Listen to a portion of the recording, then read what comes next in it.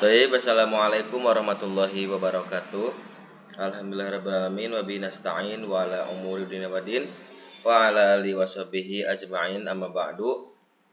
Di sini saya beserta kawan saya Syahrul Pamungkas akan mempresentasikan dari matkul Ikhtibarat Al-Lughawiyah yang diampu oleh dosen Ustadz Muhammad Ridwan MPD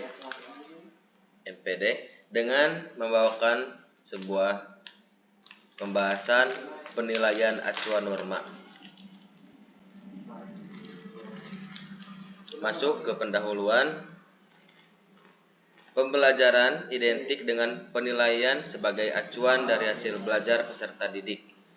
Hasil belajar biasanya diukur dengan tes maupun non-tes, baik pada domain kognitif, afektif maupun psikomotor.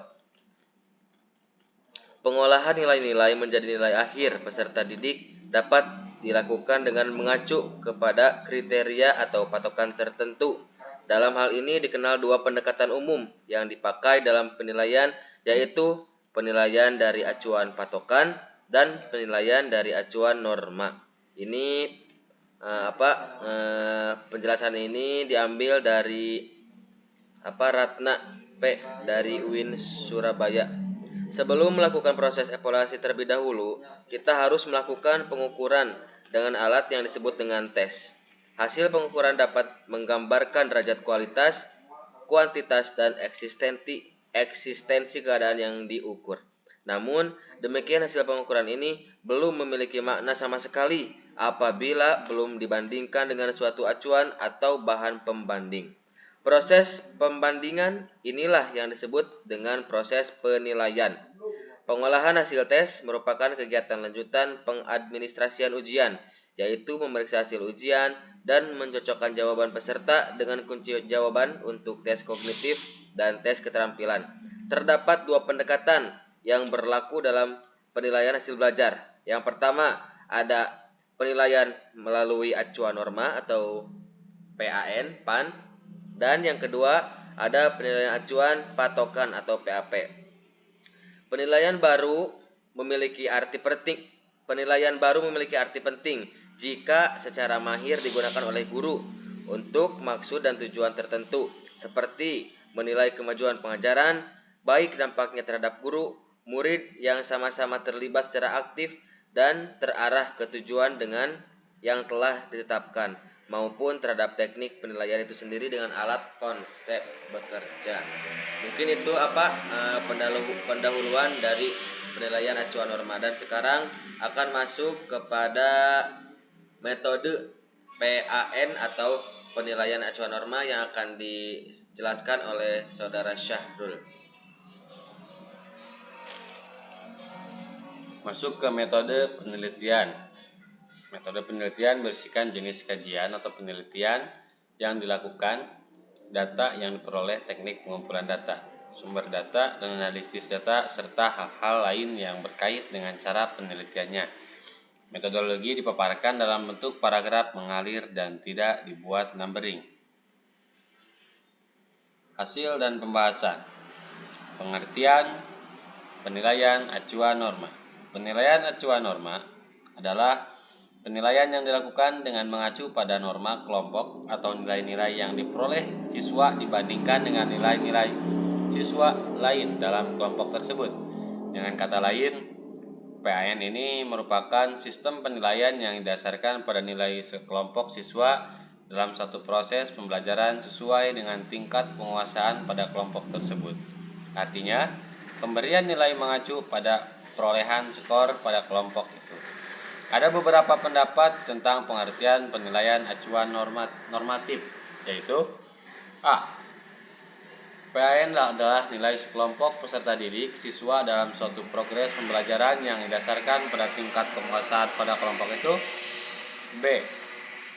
Penilaian ini adalah penilaian acuan normatif, yaitu dengan cara membandingkan nilai seorang siswa dengan nilai kelompoknya. Jadi dalam hal ini keinginan seluruh siswa dalam kelas atau kelompok dipakai sebagai dasar penghakiman. C. Pengolahan dan pengubahan skor mentah menjadi nilai dilakukan dengan mengacu pada norma atau kelompok. Dalam hal ini, norma berarti kapasitas atau prestasi kelompok, sedangkan kelompok adalah semua siswa yang mengikuti tes tersebut. Dapat kelompok siswa dalam satu kelas, sekolah, satu rayon, provinsi, dan lain-lain. Dan juga dapat dikatakan penilaian apa adanya, dengan pengertian bahwa acuan pembandingannya semata-mata diambil dari kenyataan yang diperoleh pada saat penilaian dilakukan dan tidak dikaitkan dengan hasil pengukuran lain. Pendekatan penilaian acuan norma, skor hasil belajar dibandingkan dengan skor-skor hasil belajar siswa lain dalam kelompoknya, menggunakan prinsip-prinsip kurva normal dan bersifat relatif. Dalam proses penilaian dengan pendekatan penilaian acuan norma ini memerlukan perhitungan menggunakan teknik statistik. Dalam menerapkan penilaian dengan pendekatan acuan norma juga dapat dibedakan menurut skala yang digunakan, yaitu standar 5, standar 9, standar 11, atau menggunakan Z-score dan T-score.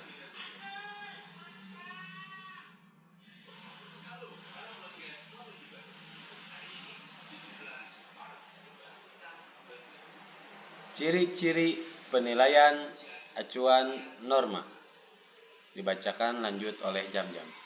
Ya, di sini saya akan melanjutkan pembahasan. Dan sekarang terdapat 4 ciri-ciri dari PAN atau penilaian acuan norma. Yang pertama, ada penilaian acuan norma biasanya digunakan untuk menentukan posisi kemampuan setiap peserta didik dalam komunitasnya, seperti di kelas, di sekolah, ataupun di organisasi, dan masih banyak lagi. Dan yang kedua, penilaian acuan norma bersifat relatif, yang mana artinya dapat berubah sesuai kondisi dan kebutuhan peserta didik atau siswa. Dan yang ketiga, ada nilai dari hasil PAN atau penilaian acuan norma hanya menunjukkan peringkat siswa dalam kelompoknya, tapi bukan menunjukkan seberapa pemahaman dan penguasaan siswa terhadap materi yang diteskan. Dan yang keempat, ada penilaian acuan norma menggunakan rentangan tingkat penguasaan seseorang terhadap kelompoknya, mulai dari tingkat sangat istimewa sampai tingkat yang mengalami kesulitan belajar untuk serius. PAN merupakan pendekatan klasik karena tampilan pencapaian hasil belajar siswa pada satu tes dibandingkan dengan penampilan siswa lain yang mana mengikuti tes yang sama. Pengukuran PAN ini juga digunakan sebagai metode pengukuran yang menggunakan prinsip belajar kompetitif. Menurut prinsip pengukuran normatif, tes baku, pencapaian di administrasi, dan penampilan baku normatif dikalkulasi untuk kelompok-kelompok pengambil tes yang bervariasi. Contoh, si A mendapatkan nilai 8 sementara si B mendapatkan nilai 9. Maka dengan serta-merta si A dianggap tidak lebih pintar daripada si B. Contoh lain juga, si C mendapatkan nilai 5 sementara teman-teman yang lainnya mendapatkan nilai di bawahnya. Biasanya si C dianggap yang paling pintar dibandingkan dengan teman-temannya.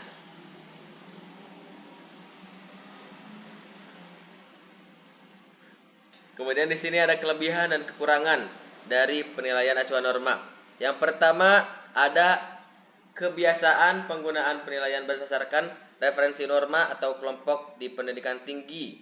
Kemudian ada ini merupakan kelebihan dari PAN. Yang kedua, ada bermanfaat untuk membandingkan siswa atau siswi lintas mata pelajaran atau matkul yang diberikan oleh dosen pengampu. Dan yang ketiga, ada mendukung ide tradisional kekukuhan akademis dan menggunakan standar. Nah, itu merupakan kelebihan atau keunggulan yang dimiliki oleh penilaian acuan norma atau PAN. Dan ada juga kekurangan dari PAN. Yang pertama, ada sedikit menyebutkan tujuan pembelajaran atau kompetensi siswa atau mahasiswa, apa yang mereka ketahui dan atau apa yang mereka dapat lakukan. Kemudian yang kedua, ada tidak dapat diandalkan. Seperti contoh halnya, siswa atau mahasiswa yang gagal sekarang mungkin dapat lulus pada tahun berikutnya.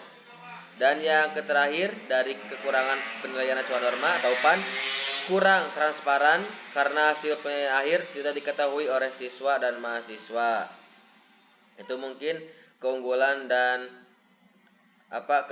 keunggulan dan kekurangan dari penilaian acuan norma. Dan di sini terdapat model penerapan acuan norma.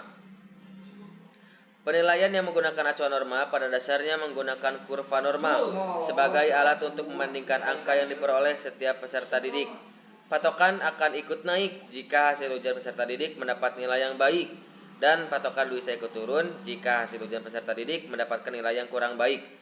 Penilaian ini juga bisa membuat persaingan antar peserta didik yang tidak sehat dan dianggap kurang adil. Karena apa? Karena dalam penerapan PAN, penempatan skor peserta didik dilakukan tanpa memandang kesulitan suatu tes atau suatu pencobaan secara teliti. Contoh acuan norma dalam penentuan nilai peserta didik. Dalam kelas IPA contohnya terdapat dari 10 peserta didik yang mana semuanya mengikuti tes dengan nilai mentah 50, 50, 45, ada 45, 40, 40, 40, 35, 35 dan 30. Jika menggunakan metode PAN, maka peserta tes yang mendapatkan nilai skor tertinggi adalah skor 50. Skor 50 merupakan skor tertinggi jika menggunakan metode PAN. Misalnya 10 dan nilai yang berada di bawahnya akan mendapatkan nilai secara proporsional 9, 9, 8, 8, 7, 7. Itu merupakan model penerapan daripada PAN atau penilaian acuan norma.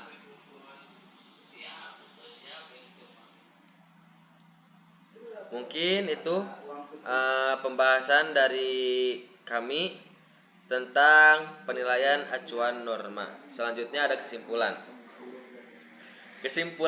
Penilaian acuan norma adalah penilaian yang dilakukan dengan mengacu kepada norma kelompok. Nilai-nilai yang diperoleh siswa diperbandingkan dengan nilai-nilai siswa yang lain, yang mana termasuk dalam kelompok tersebut.